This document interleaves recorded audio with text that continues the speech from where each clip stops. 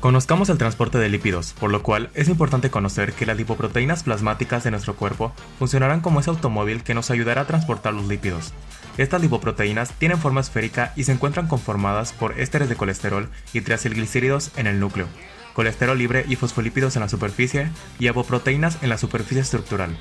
Las lipoproteínas se hallan en distintas formas: kilomicrones, VLDL, IDL, LDL y HDL. También es importante saber que los kilomicrones se encargarán del transporte de la grasa exógena, es decir, de la dieta, a sitios donde son metabolizados, y las VLDL de la grasa endógena, provenientes de azúcar, a tejido como el adipocito y el cardiomicito para la producción de energía y almacenamiento. Ahora sí, todo comienza cuando los triglicéridos, el colesterol y los fosfolípidos de la dieta van del estómago al intestino delgado. Estos son digeridos gracias a la lipasa pancreática a monoacilgliceroles y ácidos grasos, los cuales después son esterificados a triacilglicéridos y se acoplan con la ApoB48 para ser exportados como kilomicrones a través de la linfa. La lipasa lipoproteica es activada por la ApoC2 y la heparina y se encarga de hidrolizar los triglicéridos. A medida que los kilomicrones que circulan van perdiendo triglicéridos debido a esta degradación, se vuelven más pequeños, es decir, en kilomicrones remanentes que con ese tamaño serán captados por el hepatocito mediante receptores de ApoE y son usados como combustible natural o como un componente estructural. No olvidar que los productos de esta hidrólisis, es decir, los ácidos grasos resultantes, son captados para su uso en tres rutas: la beta-oxidación, la síntesis de fosfolípidos y la síntesis de triglicéridos para ser almacenados en el adipocito. Los kilomicrones remanentes en conjunto con las LDL son hidrolizados por endolisosomas y los receptores utilizados se reciclan. A su vez, el hepatocito sintetiza triglicéridos, colesterol y ApoB100 para formar VLDL.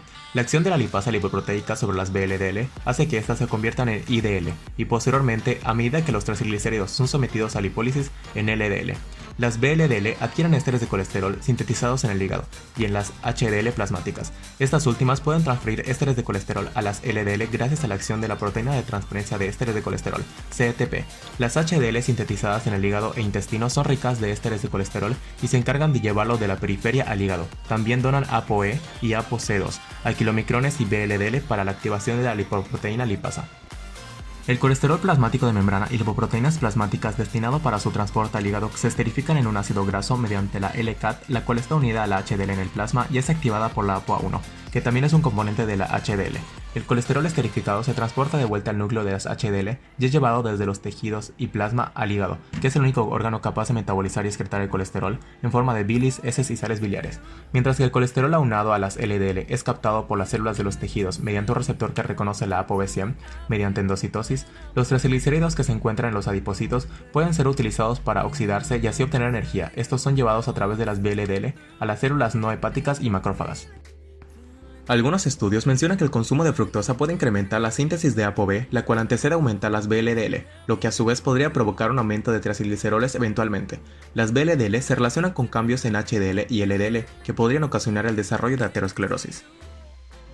Aunque realmente lo que ocurre en esencia es que la sacarosa se hidroliza en el intestino por la sacarasa en glucosa y fructosa. Esta última es absorbida por difusión facilitada en el yeyuno por la GLUT5, para después ser transportada al hígado y ser fosforilada por la fructosinasa, convirtiéndose en fructosa 1-fosfato, la cual por medio de la fructosa 1-fosfato aldolasa pasará a hidroxiacetona fosfato y gliceraldehído, los cuales pueden entrar a la glucólisis hasta formar piruvato y posteriormente en acetil-CoA. Este proporcionará carbonos para la síntesis de ácidos grasos, triglicéridos y colesterol, por lo que consumir grandes cantidades de fructosa estimula la glucólisis y la lipólisis hepática, debido a que la fructosa entra en la glucólisis y pasa por la PFK, que es el punto de regulación. La célula cardíaca requiere un continuo aporte de energía proveniente principalmente de la beta-oxidación, pero también existen otros mecanismos capaces de producir ATP como la fosfocreatina y la reacción catalizada por la adrenilatocinasa. La hidrólisis de los triglicéridos deja como resultado glicerol y ácidos grasos libres. Estos últimos viajan por la sangre unidos a albúmina o también como triglicéridos en kilomicrones y VLDL. Estos ácidos grasos unidos a albúmina entran al cardiomicito formando un complejo con la PAG. Después se necesita su activación por la acilcoenzima A sintetasa, dando como resultado acilcoenzima A, el cual necesita de un translocador para entrar a la mitocondria, pero primero debe pasar por la reacción catalizada por la enzima CPT1, que dará acilcarnitina en el espacio intermembranal de la mitocondria, para después, mediante la acilcarnitina translocasa, se introduzca a la matriz mitocondrial el derivado de acilcarnitina y saca una molécula de carnitina. mientras que la CPT2 revierte la reacción de la CPT1 logrando introducir los derivados acil-CoA a la mitocondria para entrar a la beta-oxidación y formar acetil-CoA, el cual entra al ciclo de Krebs, mismo en el que se obtiene 3-NADH, 1-FADH2 y GTP. Estos dos primeros transfieren su hidrógeno a la CTE, localizada en la membrana interna de la mitocondria, la cual procede a activar la fosforilación oxidativa y sintetiza ATP. De igual manera, en cada vuelta de la beta-oxidación se genera FADH2 y NADH, los cuales también van a la cadena de electrones para ser sintetizados en ATP. Además de todo lo anterior, también se puede utilizar la glucosa en sangre después de la ingesta de alimentos. Este incrementa la concentración de insulina, la cual expone la GLUT4 que permite la captación y degradación de glucosa que entra a la glucólisis aerobia, y forma piruvato que también puede obtenerse por medio del lactato, captado por otros tejidos como los eritrocitos, gracias a la acción de la lactato deshidrogenasa. Este piruvato es captado por los mitocondrias y se convierte en acetil-CoA mediante la piruvato deshidrogenasa, liberando CO2 y NADH. Así, el acetil-CoA se dirige al ciclo de Krebs y sigue los mismos pasos mencionados anteriormente para sintetizar ATP. A su vez, la demanda energética en corta duración e inducida por la adrenalina se satisface por las reservas de glucógeno del cardiomiocito. Sin embargo, la abundancia de glucosa ocasiona una hiperconcentración del acetil-CoA en la mitocondria del cardiomiocito, que se libera al citosol por la acción de la acetilcarnitina translocasa, formando un derivado de acetilcarnitina que es dividido en carnitina y acetil-CoA por la versión citosólica de dicha enzima. De este modo, la acetil-CoA, gracias a la acetil-CoA descarboxilasa, se vuelve malonil-CoA inhibiendo la CPT1. Este malonil eventualmente se descarboxila mediante la malonil-CoA descarboxilasa, reanudando la vía. En el caso de prolongarse la lipólisis, se liberan ácidos grasos a la circulación sanguínea. Estos son captados en el hígado, el cual transformará el exceso de acetil-CoA en cuerpos cetónicos, es decir, la cetogénesis. Exactamente, acetona, que es eliminada en la vía aérea, el cetoacetato y el beta-hidroxibutirato, que dada la hiperproducción de estos dos últimos, son liberados a la sangre para que después, dentro del músculo cardíaco, puedan ser transformados nuevamente en acetil-CoA y se trasladen al ciclo de Krebs para sintetizar ATP. De igual manera, como se había mencionado, la fosfocreatina y la reacción manejada por la adenilato-cinasa son un mecanismo capaz de producir ATP. Estas intervienen debido a las demandas energéticas del organismo, sobre todo en el ejercicio intenso. Para hablar de ateromas es importante saber que el endotelio no es simplemente una capa inerte de células que recubre el interior de los vasos, sino que constituyen en realidad un complejo órgano capaz de producir una serie de sustancias con acciones antiadherentes, antitrombóticas y vasodilatadoras. Existen distintos factores como lo son la hiperlipidemia, hiperglucemia, hipertensión, la obesidad, diabetes, edad, antecedentes familiares con riesgo cardiovascular, la falta de ejercicio y las sustancias pertenecientes al cigarro como lo son la nicotina, que favorece el aumento de colesterol, y el humo de cigarro que contiene radicales libres que ingresan al organismo.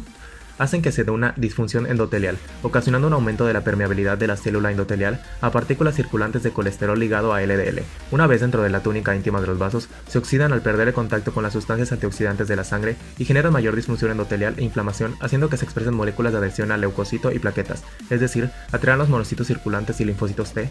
Estos se van a adherir a la superficie endoteliar y van a ingresar en ella. Al ingresar los monocitos se activan y se transforman en macrófagos que fagocitan las LDL oxidadas, volviéndose células espumosas cargadas de lípidos, las cuales hacen apoptosis y liberan cristales de colesterol al medio, lo que conlleva un aumento de la respuesta inflamatoria. Dentro de la tónica íntima de la arteria habrá LDL oxidado, células inflamatorias como linfocitos y macrófagos, células espumosas, detritos celulares, que son las partículas restantes después de la necrosis de las células espumosas, cristales de colesterol, entre otros. Todo esto en conjunto forman una estría grasa que no está sobrelevada, indicando el principio de la placa de ateroma. En este momento, las células endoteliales comenzaron un aumento de producción de sustancias como citocinas, factores de crecimiento y proinflamatorias. Estas sustancias estimulan la migración de las células musculares lisas de la túnica media de las arterias, que al perder su capacidad de contraerse, se separan unas de otras y migran a la túnica íntima y se transforman en células con la capacidad de producir colágeno y comienzan a depositarlo para intentar reparar el vaso sanguíneo. Este depósito de colágeno forma una cápsula encima de la estría grasa que rodea el centro necrolipídico, provocando una sobreelevación hacia la luz vascular formando la placa de ateroma. Si la cantidad de colágeno en la placa de ateroma es poca y el centro necrolipídico es muy grande, se encuentra una placa de ateroma inestable, las cuales son vulnerables al tener mucha inflamación y poco tejido fibroso, haciendo posible su ruptura debido al flujo de sangre turbulento frente a esta placa. Esta ruptura ocasiona un trombo debido a los componentes de la coagulación sanguínea y la obstrucción de la luz que era parcial se vuelve total, lo que también propicia la creación de síndromes isquémicos agudos. En caso de que la placa tenga mucho colágeno, se conoce como una placa de ateroma estable, lo cual lo más probable es que no se rompa, pero si esta crece y alcanza el 70% de la luz vascular, genera síndromes isquémicos crónicos, en ambos casos derivando en un síndrome cardiovascular agudo. Los ateromas significan un gran riesgo cardiovascular, ya que, como se dijo anteriormente, pueden causar isquemia, que es la detención o disminución de la circulación sanguínea a través de las arterias de una determinada zona, y como consecuencia de esto se produce la hipoxia, que es la deficiencia de aporte de oxígeno a las células como el cardiomiocito. Posterior a esto se da la anoxia, la cual es la total deficiencia del aporte de oxígeno a la célula.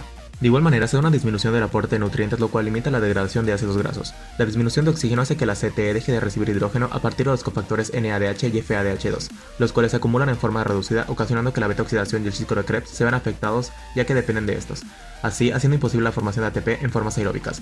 Sin embargo, la glucólisis se vuelve anaerobia, pero obtiene la glucosa de las reservas de glucógeno del cardiomiocito debido a que se inhibe la captación de la glucosa sanguínea por la GLUT4. Esta glucólisis hará que el NADH pueda reoxidarse en NAD sin involucrar la CTE, por medio de la lactato deshidrogenasa que participa en la reacción del piruvato lactato, permitiendo el uso continuo de esta vía. La producción de lactato libera hidrogeniones al medio, lo cual genera acidosis, ocasionando una disminución del pH que inhibe alostéricamente la PFK1 y detendrá la glucólisis. Además, la fosfocreatina es mucho menor, ocasionando su deficiencia y limitando su producción de ATP.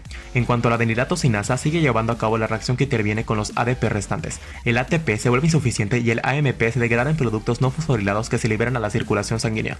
La acumulación de hidrogeniones propicia un mecanismo compensatorio con el sodio, el cual entra al citosol y los hidrogeniones salen al plasma sanguíneo, pero esto a su vez genera otro mecanismo compensatorio ahora con el calcio, el cual entra y el sodio sale, generando una hiperconcentración de calcio en la célula. Esto funciona como un mensajero para la activación de ATPasas, proteasas, endonucleasas y fosfolipasas. Estas últimas dañan la membrana celular, generando una ruptura de esta que da paso a la muerte celular o necrosis. La necrosis en el corazón se asocia con disrupción de su membrana. En sí, la membrana plasmática suele más permeable, favoreciendo el paso de sus proteínas y enzimas hacia el plasma. Estas pueden ser determinadas mediante los marcadores bioquímicos para evidenciar el daño de la célula cardíaca. Los marcadores utilizados clásicamente son el LDH, que se localiza en el citoplasma de todas las células del organismo, cataliza la reacción de piruvato lactato en glucólisis anaerobia, y en el corazón se encuentran en sus isoformas 1 y 2. ALAT y ASAT, que se encuentran principalmente en células hepáticas y en menor cantidad en las cardíacas. Los marcadores más actuales son mioglobina, que debido a su bajo peso molecular es liberada directamente a la sangre y será detectada mucho más tempranamente que otros marcadores. CK total y también es su isoforma específica del corazón CKMB. Troponina T, la cual se une a la tropomiosina, y la I, que inhibe la interacción actina-miosina, ambas localizadas en las miofibrilas del músculo cardíaco y son el marcador más utilizado por excelencia. La aparición de esta se verá afectada por la circulación, peso molecular, entre otros factores. Aquí te mostramos una tabla en la cual se observa cómo aumenta después de ocurrido el infarto.